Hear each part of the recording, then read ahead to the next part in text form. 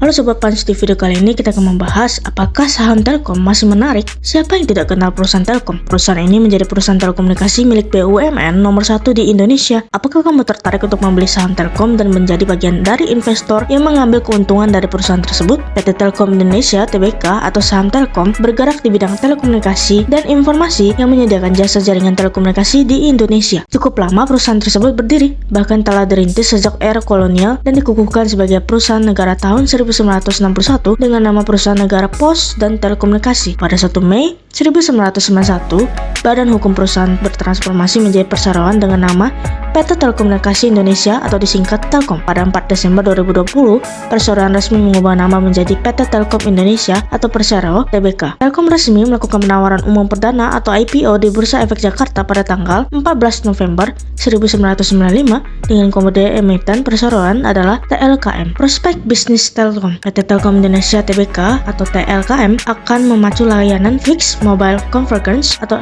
FMC melalui entitas usahanya yaitu PT Telekomunikasi Seluler alias Telkomsel. Telkomsel juga berhasil meluncurkan kembali atau relaunch layanan IndiHome Karaoke. Adapun layanan ini mengincar pelanggan televisi kabel atau IPTV milik grup Telkom. Dengan adanya produk baru tersebut, harapannya Telkom dapat menyasar ke segmen pasar baru. Ini merupakan salah satu strategi Telkom untuk mendorong penetrasi FMC. Per kuartal 3 tahun 2023, Telkomsel memiliki pelanggan seluler sebanyak 158,3 juta dengan tambahan pengguna IndiHome sebesar 8,5 juta pelanggan. Per September 2023, IndiHome telah mendapatkan 205.000 pelanggan baru. Angka itu dicapai hanya selama 3 bulan sejak penggabungan IndiHome ke Telkomsel pada 1 Juli tahun 2023. Bahkan sejak kehadiran FMC memproyeksikan pendapatan Telkomsel akan tumbuh mencapai belasan persen dengan margin EBITDA di angka 50% dan belanja modal di kisaran 15% hingga 16%. Lalu bagaimana dengan harga saham Telkom? Dengan statusnya sebagai pangsa pasar, sepertinya agak sulit membandingkan Telkom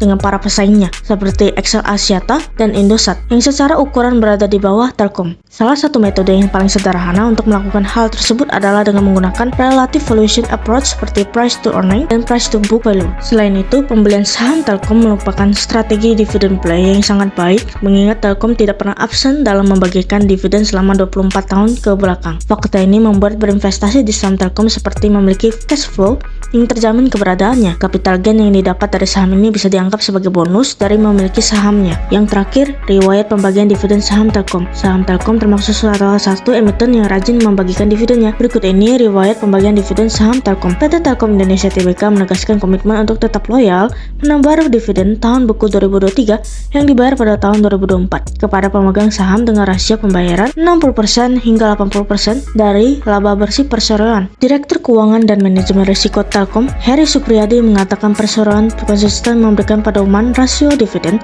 antara 60 hingga 80% karena ini adalah rasio yang sangat sehat untuk mempertahankan pertumbuhan. Jika Sobat Punch tertarik untuk berinvestasi di Panin Sekuritas, Sobat Punch bisa scan barcode berikut ini untuk opening account dan dapatkan berbagai promo menarik yang ditawarkan oleh Panin Sekuritas. Dan tentunya Sobat Punch akan bergabung di komunitas kami.